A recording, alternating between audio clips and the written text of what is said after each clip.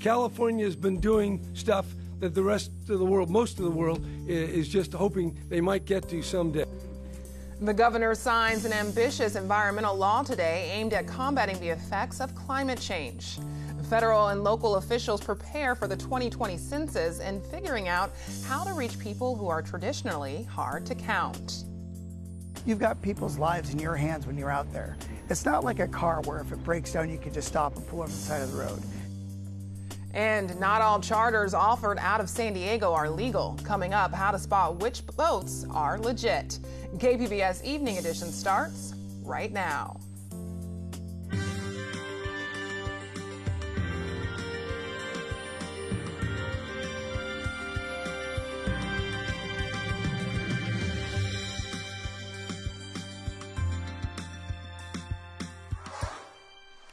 Good evening and thanks for joining us. I'm Ebony Monet.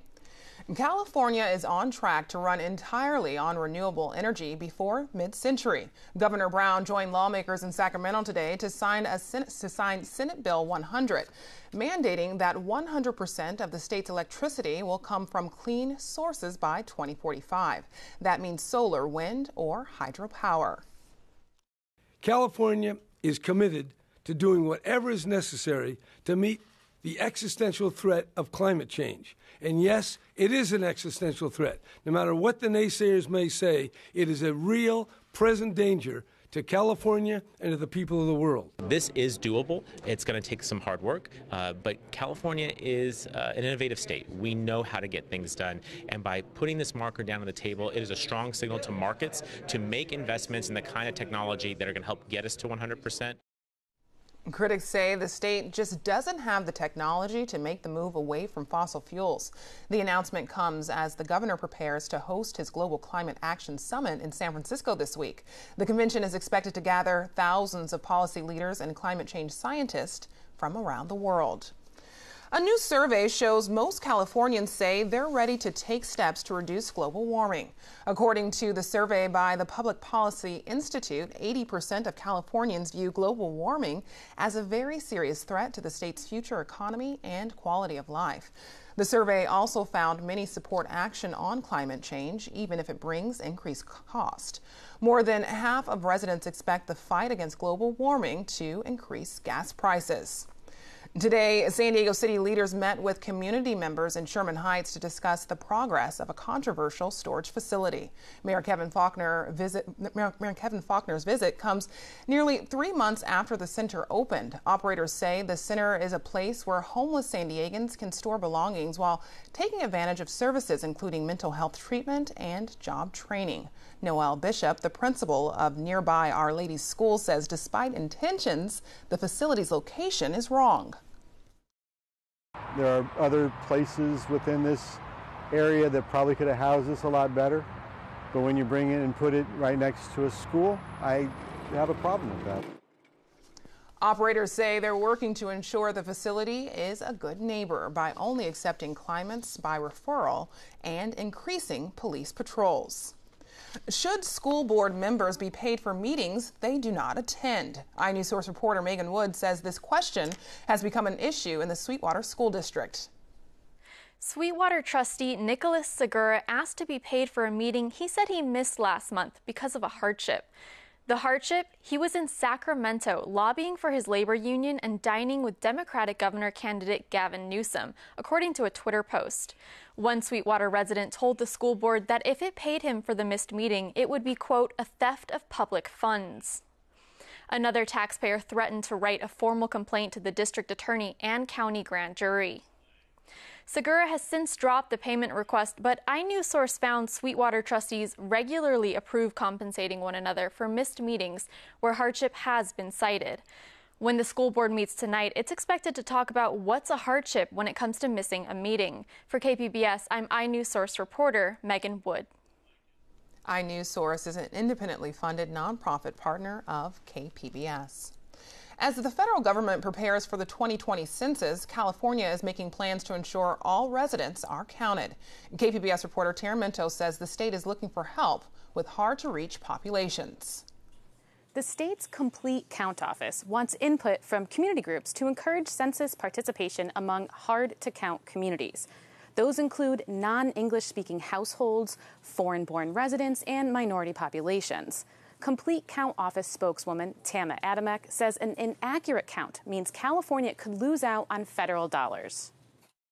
A lot of the populations that are going to be afraid to answer the door, afraid to answer the questions, are the populations that benefit from the money that comes to California. The upcoming census will emphasize online responses over in-person surveys and include a question about citizenship. Critics say that may pose challenges to full participation. Responses to the state's request for information are due by Friday. Taryn Mento, KPBS News. Health officials believe they've treated all San Diego State University students who may have been in contact with a classmate who was hospitalized for meningitis last week. They've administered preventative antibiotics to more than 1,800 students. In 2014, an SDSU freshman died of the disease. Dr. Eric McDonald is the county's leading epidemiologist. He recommends college-bound students talk with their doctors about getting immunized against meningitis. People are coming from all over the state, indeed all over the country, and mixing together very closely. And people get exposed to viruses and bacteria that they've never been exposed to before. But I certainly wouldn't single out San Diego State as having a unique problem. Symptoms of meningitis include sensitivity to light and noise, a headache, stiff neck, fever, and rash. The student diagnosed with the disease is still in the hospital. An incident near San Onofre has prompted an official inspection to find out what's next for the spent waste on the site. KPBS reporter Allison St. John talks with a member of the American Nuclear Society and Edison's Community Engagement panel. So thank you so much for coming in. Thank you. So start by telling us about this near-miss accident. What actually happened and how did you learn about it? So I'm a member of the CEP. On August 3rd, one of the casts that was being lowered held up on a ring 18 feet above the final storage location. And I was told about it at the CEP meeting, the public meeting that occurred a week later. And what happened was the cask normally would be lowered inside what's called a glove. It's basically a glove size. Well, it held up. And it was noted about, a while, half an hour or so later, while they were doing radiation readings to see if it was normal in the cast, and it wasn't. It was elevated, which is the normal readings that occur during a transition time when it's being lowered. So, but it could have fallen 18 feet, according to the whistleblower. That's correct. Yeah, it could have fallen 18 feet, and the analysis was done that it could have fallen more than that and not have a break to the outside barrier. Okay, so it's an estimated 8 million people live within 50 miles of San Onofre. How dangerous was this? How close did we come to a real catastrophe? Well, my estimate and that of the Union of Concerned Scientists is that it's not a significant event, that the analysis covered that type of a event that could occur, a fall of 18 feet. The NRC is here this week to do an analysis starting today for a week-long inspection. There are normal inspections and then there are special inspections. This is a special inspection that's occurring to investigate this and to look at the people, procedures, and programs that apply to prevent this from happening. So we had mentioned that it was a whistleblower that revealed this, and right. Edison does not have a very good safety record. It's near the bottom in terms of its record nationally for operators of nuclear power plants. Do you think that Edison should have revealed this without relying on a whistleblower to tell the public? The decision that needs to be made is, was it just an industrial issue or did it have more of a concern for nuclear?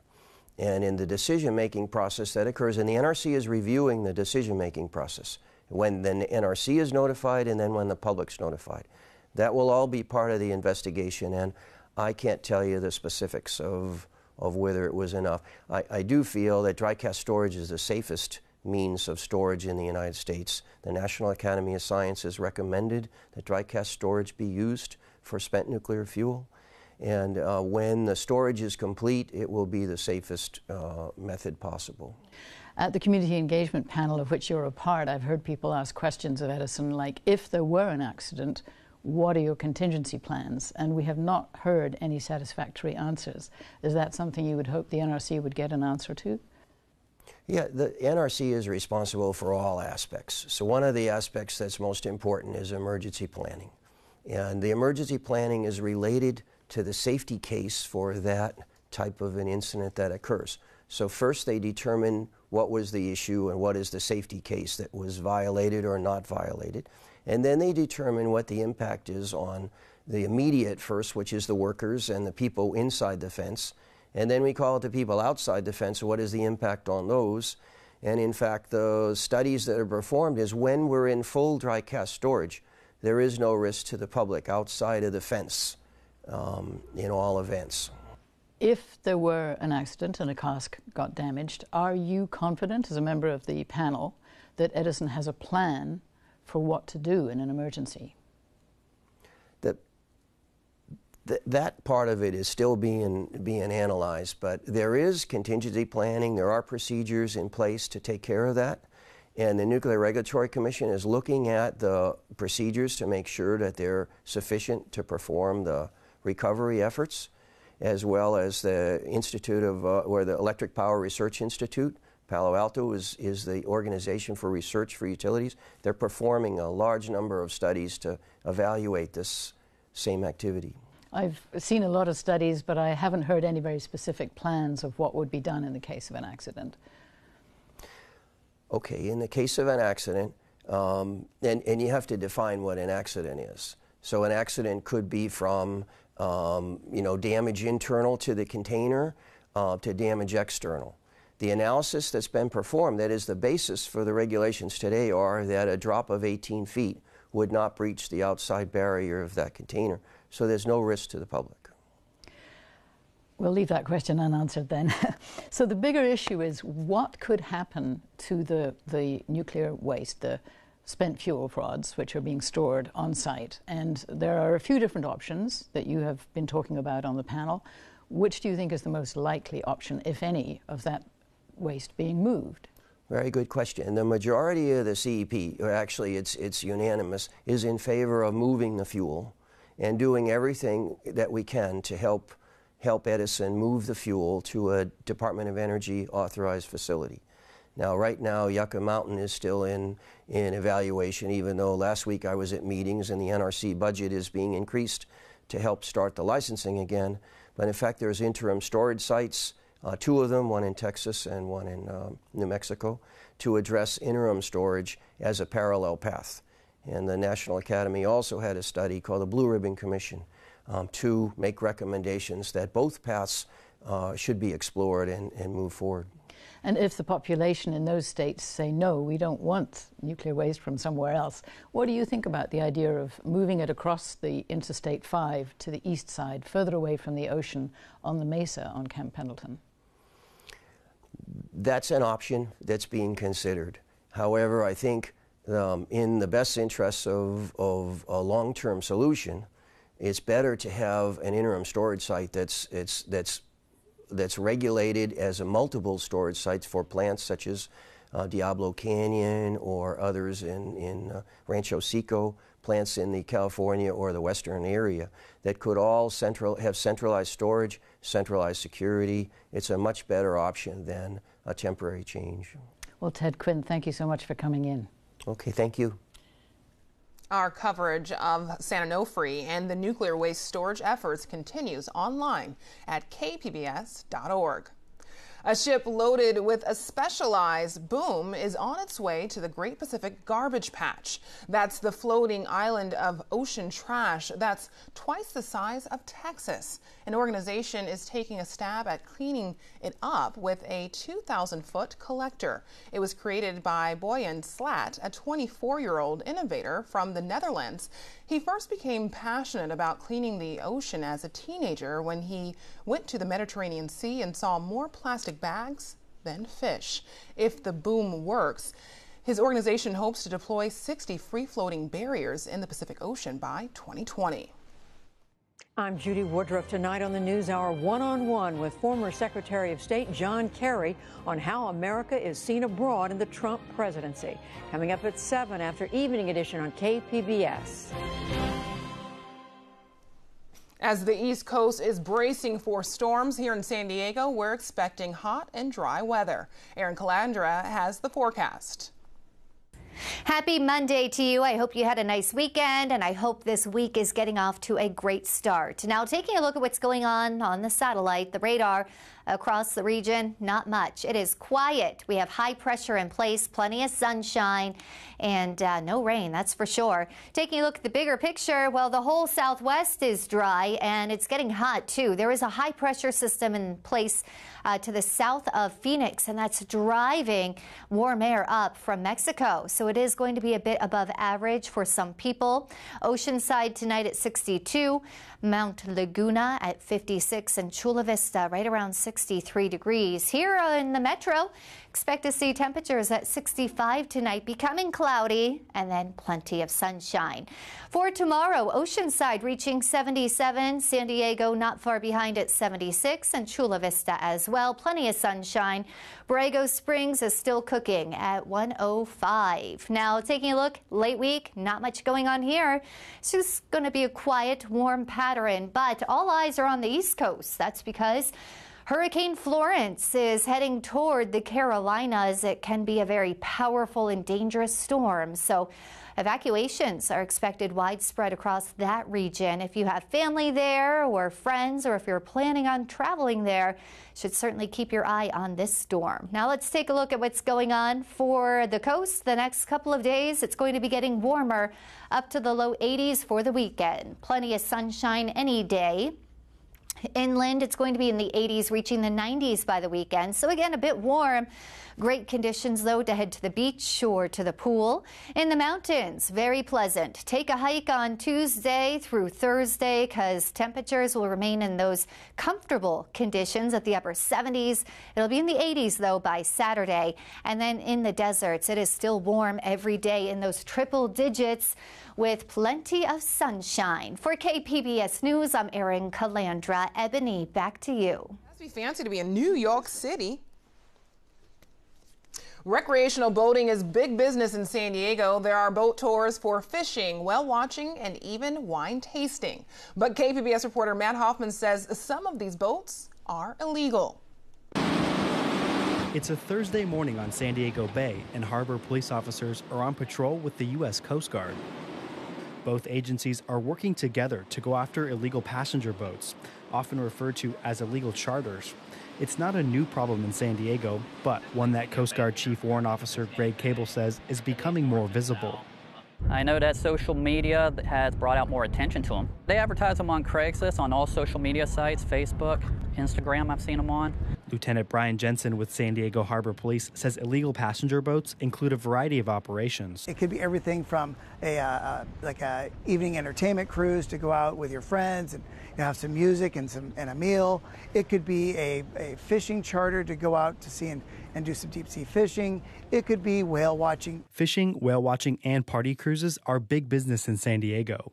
Still, most people paying for these trips don't notice a difference between legal and illegal operations. But the Coast Guard says there's a big difference. They don't have a license, and there's also potential that their safety equipment may not be up to standards. We want everyone to be safe on the waterway, and these illegal passenger operations are potentially dangerous. According to recent estimates, there are as many as 200 of these illegal boats for hire in San Diego. And the Coast Guard is cracking down. I don't give warnings. We did outreach over the past couple of years to over 200 operators in the area. And so they've all been talked to, they understand the regulations. There's passenger boats inspected by the Coast Guard and ones that aren't. Inspected boats are looked at regularly by the Coast Guard and must meet certain safety standards. Most illegal operations are happening on boats that are uninspected. What could be an illegal six-pack? These uninspected boats are commonly referred to as six-packs. Even though these boats are uninspected, they can still have up to 6 paying passengers on board. But they have to have a licensed captain. To get your license, you have to go through a certain amount of training, which gives you the experience on the water for safety and rules of the road. You've got people's lives in your hands when you're out there. It's not like a car where if it breaks down, you can just stop and pull over the side of the road. Federal penalties for illegally carrying people for hire are steep. A civil penalty up to $41,000. There's also the potential that I could go after the captain's license and suspend it for so many months. And thirdly, they could go to jail for up to 6 years.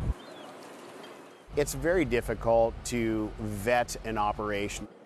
Frank Your City owns H&M Landing in Point Loma, which charters 30 boats for sport fishing. Boats pay to dock at his landing that then carry people for hire. I then report my earnings on a monthly basis of all the vessels here at my landing and pay a percentage of that to the Port of San Diego. Your City says illegal operations launching from public docks and marinas aren't paying their fair share. When a boat is privately owned and operating out of a recreational marina, number one, their earnings are going unreported. So he's paying maybe slip rent at that marina. But what about the 5 customers who came up and parked there on the street? What about when they pick up on a public dock here in San Diego? Who's paying for the maintenance and build of that public dock? The Port of San Diego currently has a permitting system in place for 6-pack charters, but it's very hard to get that information to prove that section of that violation. The port says it's working on changing the permitting system to address concerns from the boating community. Obviously, they're frustrated because they're the people who are trying to, follow the rules and get their permits at the port and whatnot.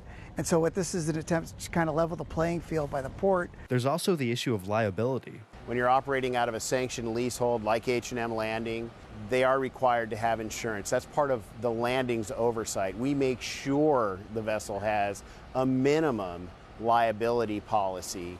When booking a fishing trip or day cruise, Your City says people tend to forget about their safety. The customer gets down to the boat, they're so excited, they can't wait to get offshore. The prospect of catching big fish or seeing a whale or whatever the trip might be, that they don't think about those things on these uninspected vessels. The Coast Guard says you should always make sure a captain is trained before heading out on the water. Say, Captain, do you have your license on board? His license will look just like this. He should be able to provide it to you at that time. If they can't provide it, be suspicious. Before a trip, captains should also give passengers a walk around the boat, pointing out key safety features like where life jackets are. The port hopes regulations to combat illegal charter boats will be ready by the end of the year. Matt Hoffman, KPBS News. Street art gets crafty in San Francisco. From KQED News, reporter Susie Ratcho and producer J.P. Dorbin explore the story behind knitted creatures outside City Hall.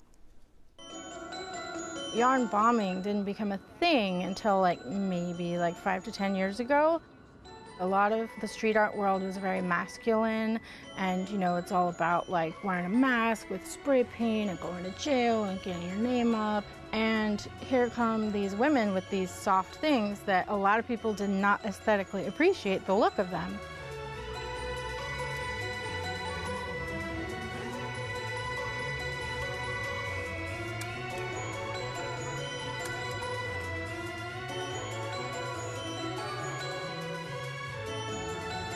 What's yarn bombing? What the heck do we do? Well, the way we yarn bomb, we like to just make everyday objects into silly things. That's how I describe it. Yeah, we call it transformative yarn bombing. So we like to take something that is one thing and turn it into something else by covering it in knitting or crochet. So a bike rack might be a snake, or a mailbox could be a monster by putting feet on it. A sign might become a lollipop, or a bench, a crazy monster.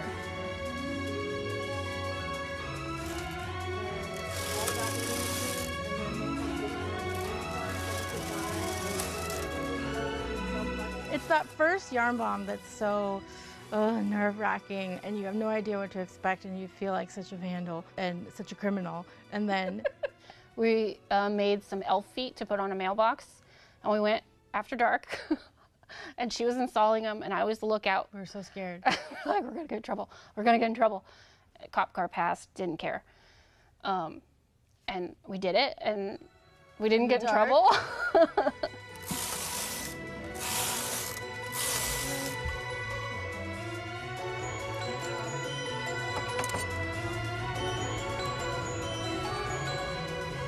Creating our creatures and seeing people respond to them and seeing them actually make people happy has been so satisfying. Yeah, sometimes I'm afraid before we go out and install a yarn bomb that people are gonna think we're really weird or just wonder why we're doing that, but that's never been the case. People are always super nice, they love it, and just really happy. I like yarn bombing just because I like to make people smile and make them maybe happier in their everyday lives. We don't have enough time in this world that we spend just doing things for joy and making other people happy, and we all need it. Now here's a look at what we're working on for tomorrow in the KPBS newsroom. Coming up on Morning Edition, from Sex and the City to the political spotlight, Cynthia Nixon says she can win the race for New York's governor, her strategy to attract new voters to the polls.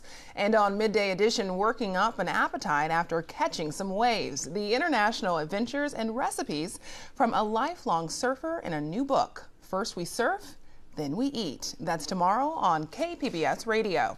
You can find tonight's stories on our website, kpbs.org/evening edition. Thanks for joining us. Have a great night.